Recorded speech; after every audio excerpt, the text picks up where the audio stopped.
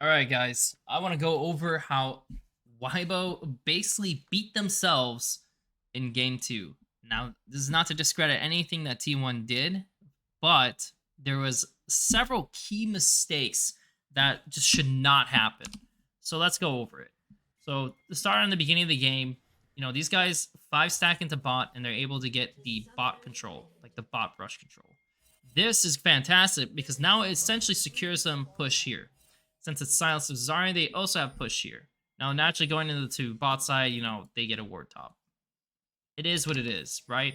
I put this on 4 times. They ward here just on the off chance that these guys do a cheese invade, which has been happening. So this is a good ward by them as well. And he's just going to pad down.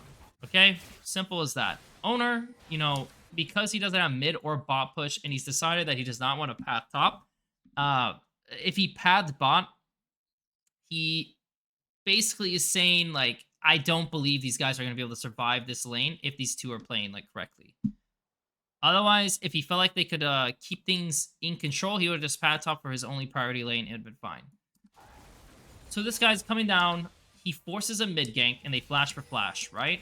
The first mistake here is the fact that Zhao Hu decides to go back into mid. Now, yes, does it suck that, you might be sacking some XP and that can affect your lane? Yeah, 100%. Is it going to be hard for Maokai to just re-enter necessarily and you create a 2v2? Yeah, it might be. He has sapling though, so it should be fine. The reason why he stays is that if the off chance they know there's a ward here that he comes back here, yeah, it's going to be problematic because they see you walking this way. If you stay here, he's never going to go for this play. You take the Raptors, you'll do the red, and then he's just going to go do your wolves, and the lane is perfectly fine. Yeah, he could come back mid and stay mid, but then at that point, what's just going to happen is it's going to be a huge onset effect, and I'm going to show this real quick. So I'm going to zoom out. Imagine that he never goes for this, right? Or let's say, like, he stays here and, like, he wastes his time or whatever. This is what's happening. He's going to sit here. He's going to be here. And he's going to start moving down to his next camps, right? The second he comes in, yeah, maybe they can kill this guy. Maybe he dies. But if he does that, all of his camps are up. And then Maokai will be finished with this, and he has bot push. The end result is these guys will literally invade his bot side, and he will be in a really shit spot. See, he will never make that gamble, because the game will be so bad for him.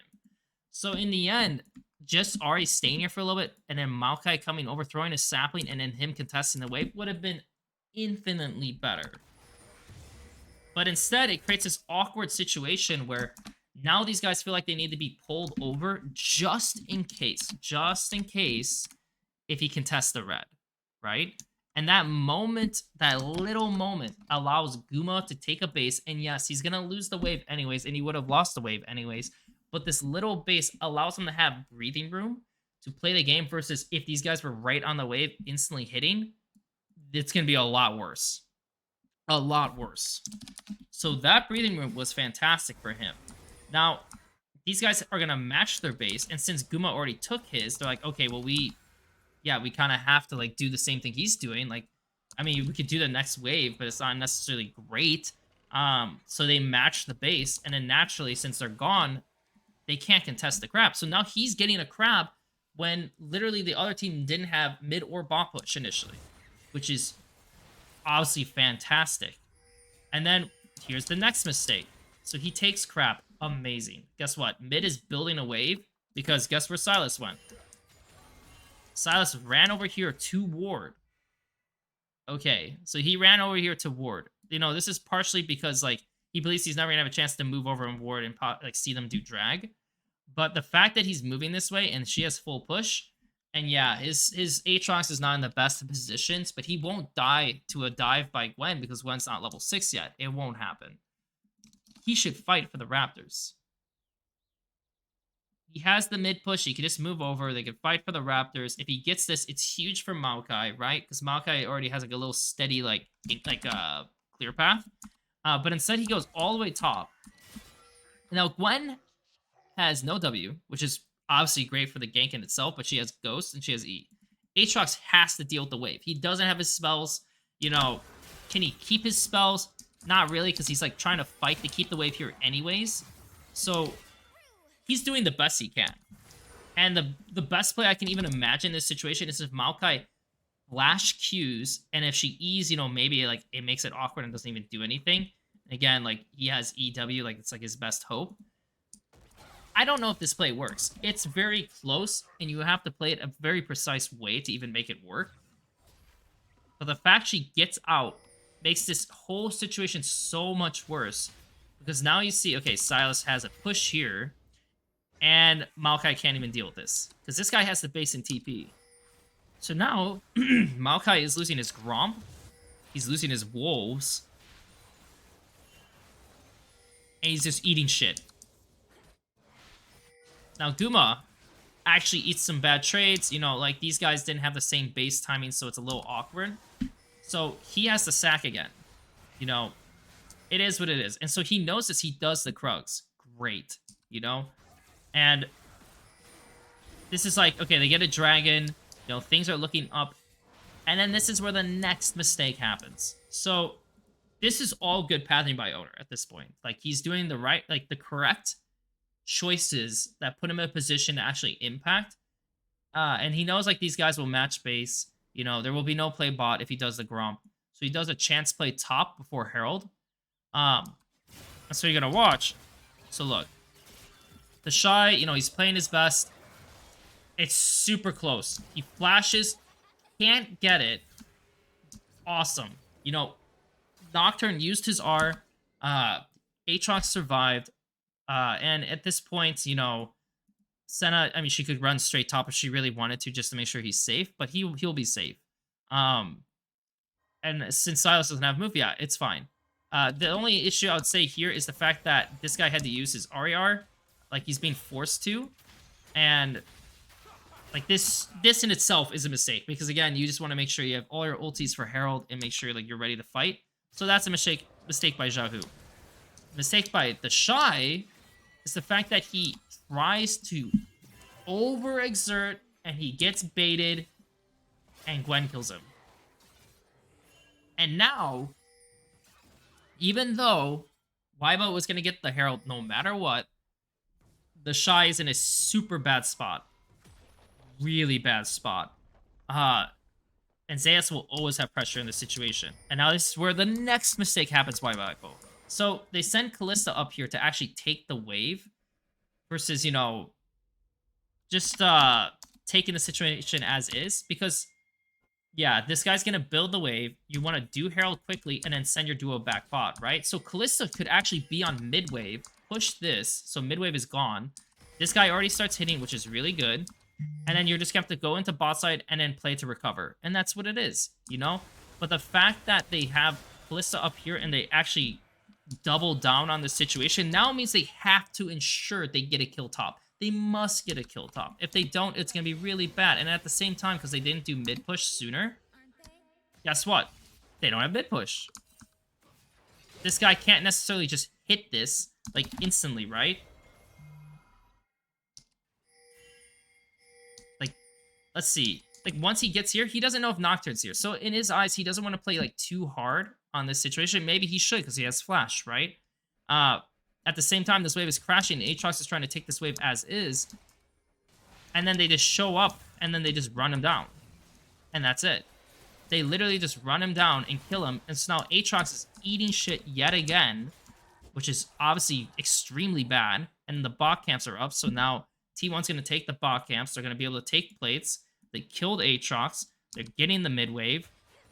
And by getting the mid wave, you know, like I said, Ahri can't be a part of this play. So Ahri's not even a part of this play to even take this over or defend bot. And then it just gets worse and worse. They come top. You know, he waits till Gwen gets out of turret range, which is fantastic. He should press R right away. So it should be W plus R. So he stays in this one spot. Then his teammates come in to hit. And then he has Q to Q him into the wall. And then that way, everything's great. And then the Senna W will come out, right? But the fact is, because he hit him this way, it actually gets him a little bit closer to the turret. And then he's able to actually run out. Even gets the cannon. And he runs out. And now the Ahri is also dropping the mid wave. So the Ahri's late to this play, and they don't even get to kill him. He executes, lose the bot camps, take 2 plates. This is a complete loss for Weibo. And they're the team who has Herald. The team that has Herald and has the power play typically controls the pacing of the game. And they completely fucked it up.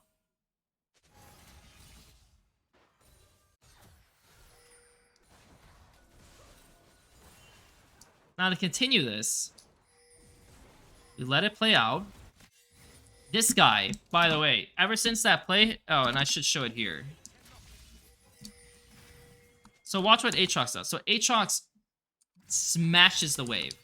You know, he knows Nocturne is on this side. He knows Nocturne didn't use R in the last fight because it was down. It'll probably be back up. He smashes the wave. Fast pushes. This guy freezes the wave. He will never touch this wave. Watch. Just watch how this plays out.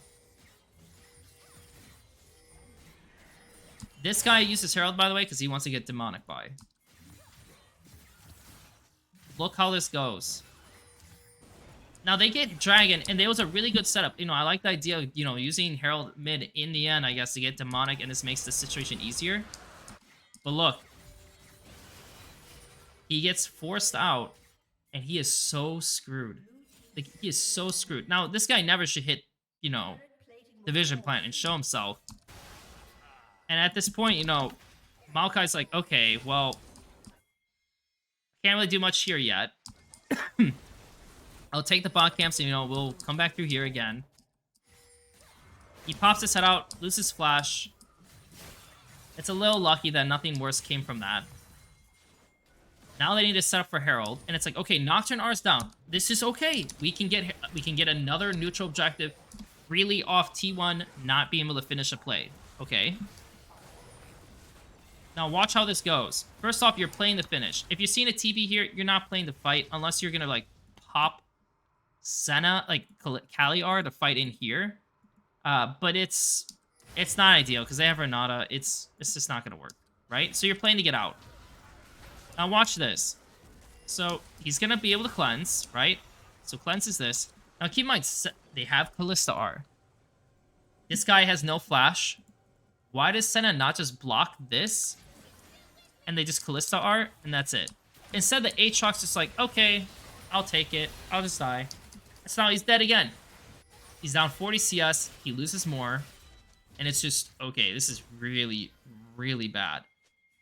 And then, to take it one step further, we go into the last situation where the game completely ends. At this point, Aatrox is a useless champ, but they still have a chance. Weibo still has a chance.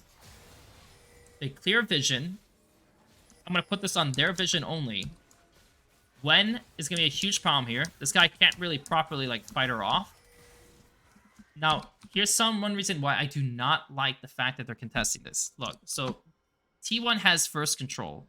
They have Nocturne R, right? Which will turn off the lights, which will make this really awkward. They have Renata R, and they don't know where Renata is, so she could be here, she could be here. And obviously with Nocturne R, like, that is, like, this is a huge issue. 2, he has no flash. He has no cleanse. No flash yet. Flash is down. Flash is down. Look who had, almost all these guys, all their flashes are coming up at this point. This is a really bad fight. Like, this is not a good fight for them at all. Like, if they want to try to sacrifice Maokai to all in this and, like, attempt it, sure. But look what happens. So he comes over the wall. Again, they had no idea. You know, Maokai didn't even place a pink over to see if this was happening. 1, 2. He had the flash away. 3. Keep in mind, this guy is running through. This guy can't stop him. He can't. He's too weak. So now the Kalista is just caught here. Dead. Dead. Dead. I think he dies. Yes.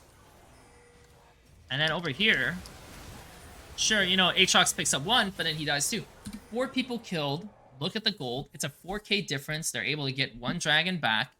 And the Aatrox will never touch the side wave.